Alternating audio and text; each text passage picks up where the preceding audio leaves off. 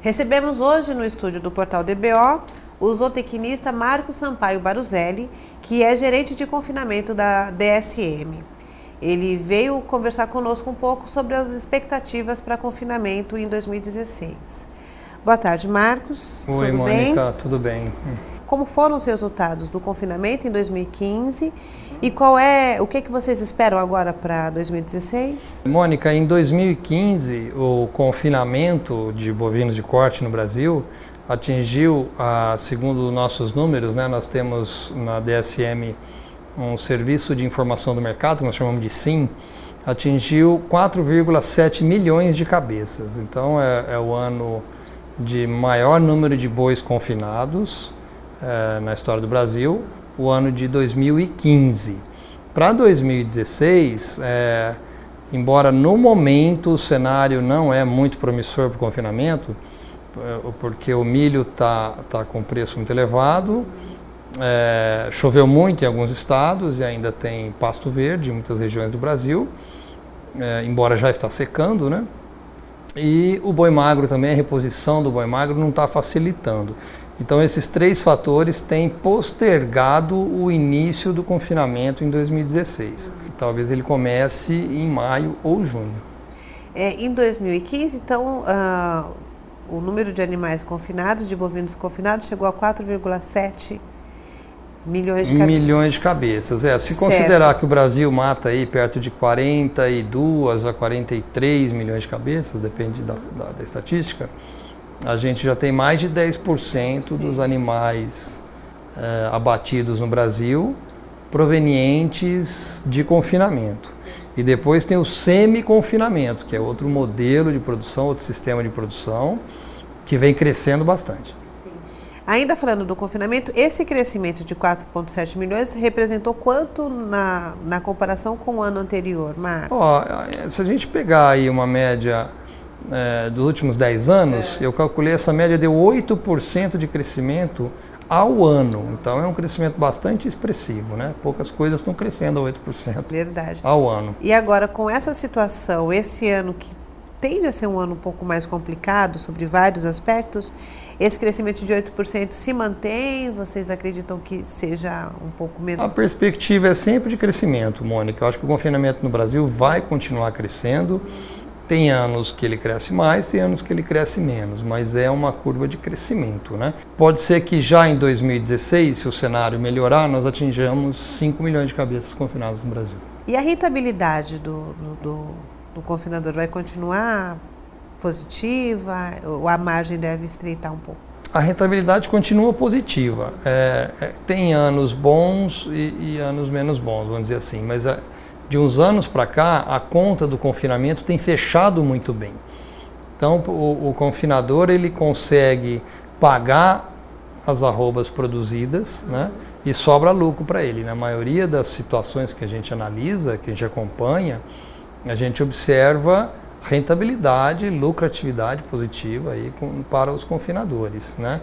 Por exemplo, arrobas produzidas aí no padrão 2015, né?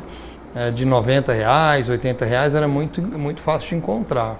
Claro que fazendo uma conta agora de custo de arroba produzida, por conta da alta do milho do momento, no momento ela tá puxada. Mas mesmo assim ela fecha a conta, né? Isso só contando com a receita da atividade de confinamento em si.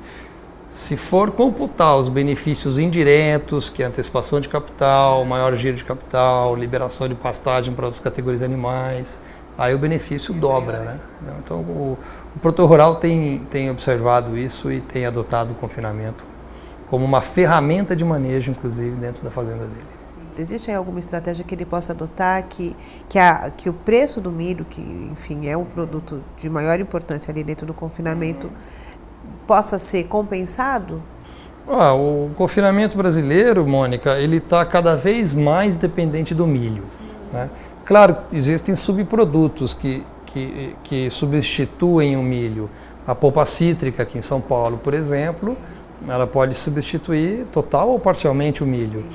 O sorgo é outro ingrediente que também pode substituir o milho, e qualquer outro ingrediente energético substitui total ou parcialmente o milho. Agora falando um pouquinho sobre semi-confinamento, vocês têm alguns projetos específicos para quem adota essa estratégia? A gente tem sim, Mônica, a gente trabalha bastante com o semi-confinamento. Nós indicamos eles também como um sistema de produção muito eficaz, muito fácil de fazer, porque basta construir um coxo no pasto ou próximo ao pasto e arraçoar os animais, né, diariamente. E nós chamamos esse modelo de produção de semi-confinamento. E ele tem sido muito usado, tanto na recria quanto na terminação, né, cada vez mais usado. Eu creio que o semi-confinamento no Brasil cresce a taxas muito parecidas com a do confinamento. Então, entre confinado e semi-confinado no Brasil, não vai demorar para a gente ter 10 milhões de animais por ano. O que a gente tem observado é que essa ração ela vai de 1% do peso vivo do animal e um modelo novo de produção, né, até 2% do peso vivo do animal. Por exemplo, você pega um boi de 500 quilos, a 2% do peso vivo dele seriam 10 quilos de ração por dia, por animal dia, né, no pasto. Esse é um modelo de semi-confinamento que é praticamente substituir toda a ingesta do boi do dia, que são os 10 quilos de matéria seca, né, é trocar o pasto por essa ração que está sendo fornecida via coxo. E essa ração em grande quantidade, né, causa o que nós chamamos de efeito de substituição. O animal troca o pasto pela ração.